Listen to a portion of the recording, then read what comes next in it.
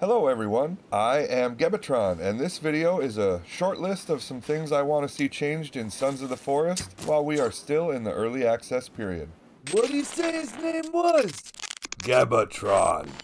First, let's talk inventory. If we click I to view our inventory, we open to this screen. I do like the way this looks, but I wish I could see more of it without having to move my mouse around to view the edges of my inventory. While I do find this immersive and even pleasant during calm times, it's a pain in the ass during intense times. Like when you're filling your canteen and out of the blue you're surrounded by hostiles and grabbing your preferred weapon becomes a bit of a chore. The game will pause the AI depending on your difficulty mode when you open your inventory, but even still it's jarring and kind of ruins the flow and the feel of the moment. There are some other changes here that could help alleviate this, so you can hold I to bring up your quick inventory, which is nice. And you can customize this to some extent, but the problem is that you can't move when this quick inventory is open. It would be nice if you were able to move or run, at least in a straight line, while our quick inventory was open. Another thing that could help in this area would be hot buttons. But Gebatron, they already added hotkeys. Correct, but I didn't say hotkeys, I said hot buttons. I know they just had a patch that enabled hotkeys, and quick aside here, I find it really encouraging as a player that purchased this game in early access that the developer Night Games added these hotkeys before the next update, which at the time was only like 8 or 10 days away. I just think that's really encouraging behavior from a developer. But, I just had to ruin it. But I wasn't able to bind any items to my extra mouse buttons, and I don't think it's currently possible. Maybe it's just me here, but have you been able to do this? Here are the notes, and it only says numerical keys 0 through 9, so I don't think it's possible, at least currently. So during intense combat, I could have my bow out and then immediately switch to my spear after running out of arrows, all without having to take my finger off the movement buttons. Having items bound to mouse buttons would just be really nice. I think these changes, or some combination of these changes, would make the game less frustrating. I don't think it would break my immersion either, as I would have my weapons, or at least a couple of my preferred weapons, easily accessible at all times in a situation like this, in real life. Or at least I think I would. I hope I never have to test that theory. I would be more forgiving of the normal way inventory works if we were able to bind items to my mouse buttons and move a little in quick inventory. Like I said earlier, I do think it is immersive and unique, so yeah. Moving on, I think there should be a little more information about certain things in our survival books. I don't want to get carried away with this, as I think some of that ambiguity, some of those gaps in knowledge, is what helps in creating the uncertainty and fear of living in this world. But there are some survival elements that I think a trained special operations soldier mercenary type would know, even if we as the player don't. I think some of this info could be conveyed to the player via our survival book. So some examples starting with fire. You are able to make different kinds of fires. 2 are listed in the book, basic fire and reinforced fire. But what are the differences? And I think those differences should be listed. You can learn more about that here at the top right. So here's what it looks like currently, but I think it should read 2-stick fire, medium fire with medium burn time. Great for temporary camps.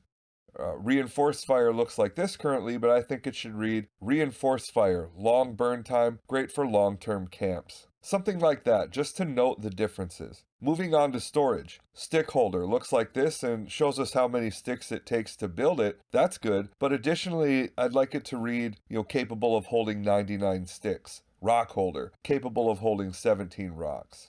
Standing shelf. This one got me as I built my first shelf thinking I'd be able to store and stockpile inventory items like wire or duct tape, but in reality, you can only store food items like MREs, oysters, etc.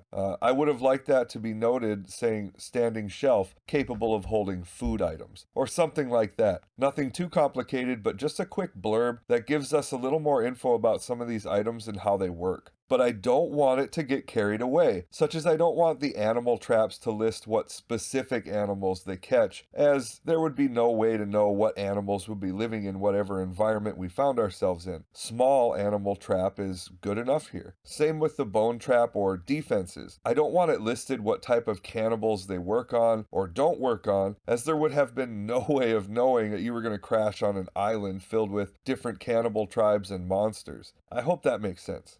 Let's talk about Kelvin. I'm pretty sure that's how you pronounce his name. I find Kelvin pleasant enough, but I'll admit I haven't done anything very complicated with him yet either. One thing that stuck out to me during my playtime so far is that there isn't a way to call him to your current location. You know, similar to how you'd call your horse in Red Dead Redemption 2. Let me clarify that I don't want the call distance to be very far. You know, I don't think you should be able to call your companions from halfway across the island or anything. This usually becomes a problem for me when I'm building. Like if I'm in a spot and Kelvin is on the other side of the camp gathering sticks, but I want him to change tasks and begin bringing logs like to my current location. For that to happen now, I'd have to go over to him, tell him to follow me, then go back to where I was, and finally tell him to bring logs to this location. It's just extra steps I think could be cut out. I know Kelvin seems to have suffered some sort of serious head and or ear injuries that have affected his ability to hear and stuff, but I don't know. Maybe we could find a short-range buzzer or something to give to him. Some solution like that. I don't know. Maybe the GPS tracker, buzzes when you want him to come to you or something. Just seems like it could make some things a little more streamlined. Moving on to some changes in regards to the settings menu user interface. I just love it when settings get really specific about what they do, like when you hover over them and you get a blurb explaining them or whatever. Now I know some of these are pretty self-explanatory, like shadow quality and whatnot, but I still would like an explanation. The ones I'm really talking about here though are the difficulty settings. Again, some are easy enough to understand, like enemies on or off, starting season, spring, summer, autumn, winter, right? Pretty easy, but there are a few that are less easy to understand, like season length or day length. Is a short season 10 days? Is a long season 20?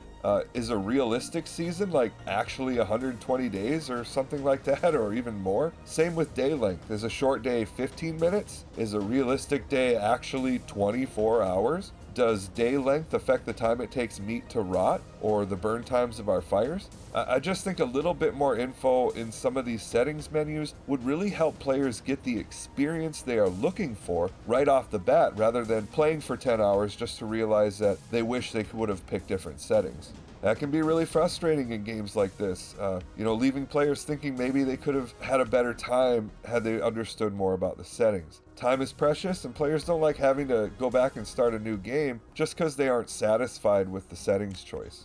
Another change that could help alleviate this issue would be if we could change difficulty while in game. I can see where they wouldn't, want to do this. People could use this feature to cheese bosses and get through difficult situations more easily, but that's not why I want it. Say you start a game at normal difficulty, and after you become familiar with the game, the environment, the enemies, etc., you find yourself not being challenged anymore. Being able to turn up the difficulty mid-game could save you a lot of time, as you wouldn't have to start a new game just to feel more challenged.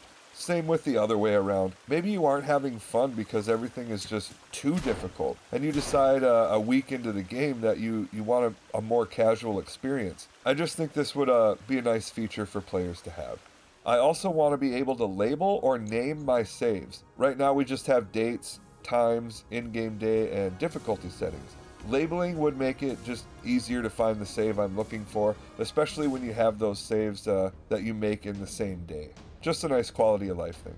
Definitely not an exhaustive list here, as there are more changes I would like to see, but those are much larger topics than these were. I haven't found many bugs myself yet, haven't been trying to find any really, or pushing the game, but I have seen some videos and read reports of bugs, so obviously I want those fixed. I have seen some textures that either aren't finished or weren't loading in, specifically a couple rock formations that were really muddy and just not correct. But we all want those fixed, and I'm sure they're working on that stuff. Pretty short list so far, but I think the changes I mentioned here would go a long way in making the game less frustrating, while also not changing the overarching experience the game is trying to give us. But what do you think? Do you like my proposals? Maybe you have your own changes you'd like to see. Let us know down in the comments. Check the description for links to join the greater Sons of the Forest community on Discord and Reddit. There are also links down there to help support this channel. Please do all the things that will help me beat that algorithm.